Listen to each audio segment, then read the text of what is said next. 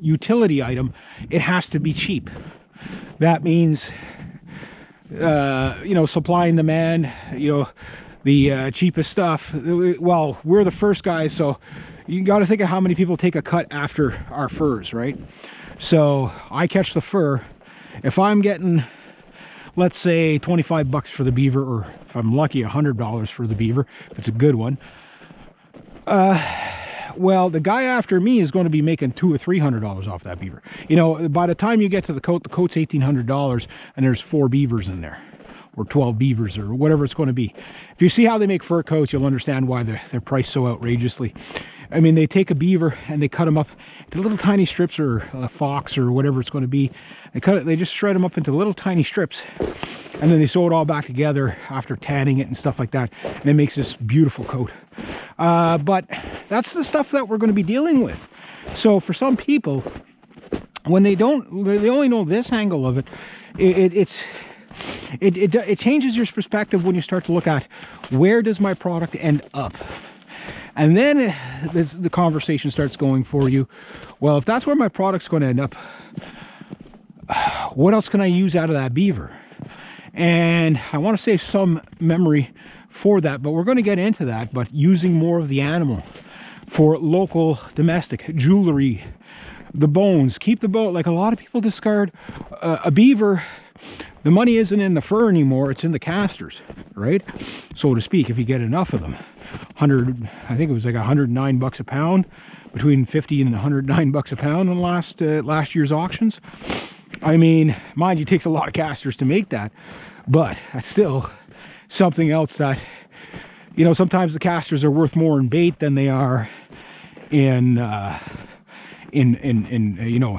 cash, but that is something you could take into consideration, you know what I mean? Now, the next thing after that, and this is important, is what about the bones and the skulls? Well, I still got skulls from years ago that I haven't sold yet.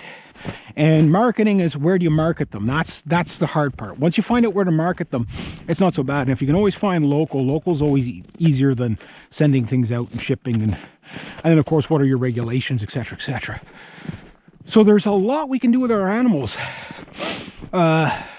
Something else, and I mean, it'd be a lot of work, but the biggest beaver I catch this year, I'm tanning that hide if I have the money.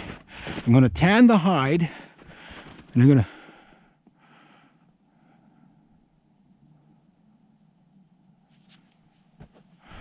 Okay, I'm going to tan the hide, and something moving around in there. As long as it's not that moose. I don't care if I come across a pack of wolves, a bear, late season bear, a lynx, a cougar. I'm not scared of those things. So they're a bunch of pansies. But a freaking moose, yeah, I really don't want to come face to face with a moose. Yeah, no thank you. It's the animal that kills more people, like, as animal attacks. No, I know there's bumblebees and all that stuff. We're not talking, but we're talking 4-legged critters. Well, it's not really a critter. It's a beast of an animal. Yeah, moose kill more people in this country than about anything else.